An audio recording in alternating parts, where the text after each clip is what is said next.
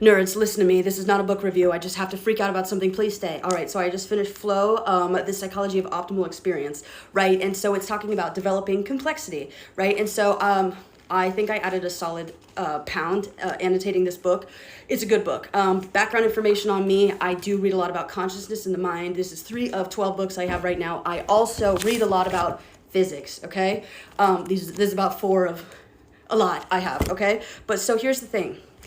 Second to last page of Flow, right? Author says, in turn, the cerebral cortex has evolved consciousness, which now envelops the earth as thoroughly as the atmosphere does. Oh my God, atmosphere, right, is a fluid, okay? And so the thing is I've been saying emotions follow the laws of fluid and thermodynamics, specifically, right? And so, I love studying emotions in neuroscience and physics. And here's the thing, consciousness like the atmosphere.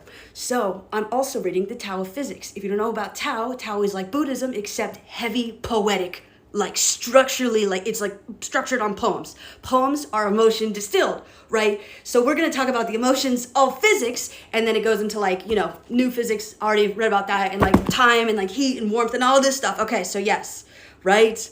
We're getting an understanding of emotions and consciousness through the lens of physics. And then also we can go psychology, but like, levels of abstraction, whatever. And so now at the same time, I'm gonna read Dark and Magical Places, The Neuroscience of Navigation. Here's the thing, navigation is discovery, right? And so discovery is a type of self-expression. You're going out, you're pursuing, right? And the thing is, it's with your brain literally maps, right? The hippocampus pairs like memory and spatial awareness, right? Long-term memory is episodic, right? Space and time.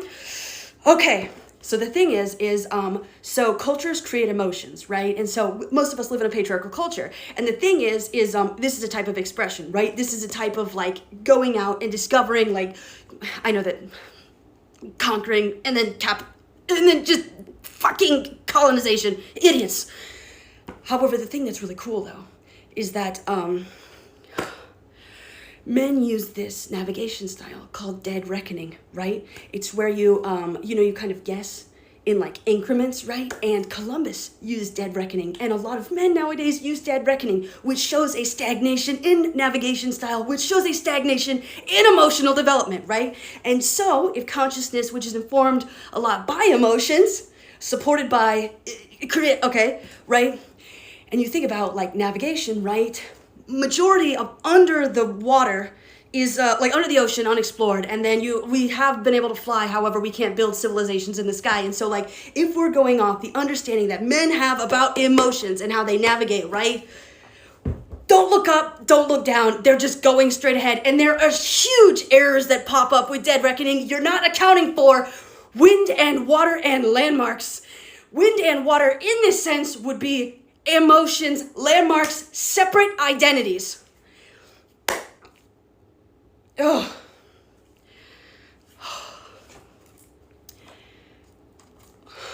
Notes on complexity, a scientific theory of connection, consciousness, and being.